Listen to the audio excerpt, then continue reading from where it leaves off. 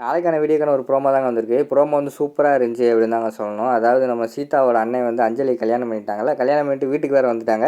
அதை பார்த்தோன்னே நம்ம மகா வந்து நம்ம சீதாவோட கன்னத்தில் போய் அரைஞ்சிட்டாங்க அப்படின்னு தாங்க சொல்லணும். அதெல்லாம் பார்க்குறப்ப நம்ம சேனலை மட்டும் மறக்காமல் லைக் அண்ட் சப்ஸ்கிரைப் மட்டும் பண்ணிடுங்க. ஃபஸ்ட்டு எடுத்தோன்னே அஞ்சலி சொல்கிறாங்க, கல்யாணம் முடிச்சுட்டு அண்ணி நீங்கள் வந்து வீட்டுக்கு போங்க, நான் இனிமேல் வீட்டுக்கு வர முடியாது, நாங்கள் வந்து எங்கேயாவது போகிறோம் அப்படிங்கிற மாதிரி சொல்கிறாங்க. உடனே சீதா வந்து சொல்கிறாங்க, எங்கேயாவது போகிறோம்னா எங்கே போகிறீங்க அதை சொல்லுங்கள் அப்படிங்கிற மாதிரி கேட்குறாங்க.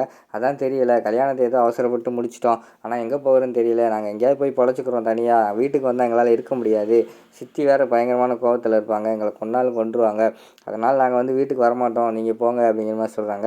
உடனே சீதாவும் சொல்கிறாங்க, இங்கே பாரு, நான் தான் உங்கள் சித்திகிட்ட வந்து உன்னை சொல்லி கூப்பிட்டு வந்திருக்கேன், கோயிலுக்கு போயிட்டு கூப்பிட்டு வந்துடுறேன்னு சொல்லிட்டு, இப்போ நான் மட்டும் போனால் அவங்க என்னை மட்டும் சும்மா விடுவாங்கன்னு நினைக்கிறியா, வாங்க எதுனாலும் நம்ம எல்லாருமே சேர்ந்து அந்த பிரச்சனையை சந்திப்போம் அப்படிங்கிற மாதிரி சொல்கிறாங்க. உடனே அன்பு வந்து சொல்கிறாரு, சரி வா வீட்டுக்கு போவோம், என்னென்னு பார்த்துக்குருவோம் அப்படிங்கிற மாதிரி அஞ்சலி கிட்டே சொல்கிறாங்க. சரின்னு சொல்லிட்டு எல்லாருமே பயந்துக்கிட்டே தான் வீட்டுக்கு வர்ற மாதிரி காட்டுறாங்க.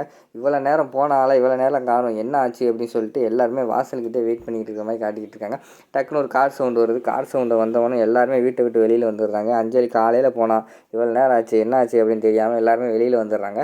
வந்து பார்த்தா நம்ம சீதா வந்து கார்லேருந்து ஃபஸ்ட்டு இறங்குறாங்க. ரெண்டாவது பார்த்தா அஞ்சலி வந்து கல்யாண கோலத்தில் இறங்குறத பார்த்தோன்னே பயங்கரமான ஷாக் ஆகிடுது மகாவுக்கு. என்ன கல்யாண கோலத்தில் இறங்கிறா, போகும்போது வேறு ட்ரெஸ்ஸில் போனால் இப்போ பார்த்தா வேறு ட்ரெஸ்ஸில் வந்திருக்காளே அப்படிங்கிற மாதிரி தகச்சு போய் பார்த்துக்கிட்டு இருக்காங்க.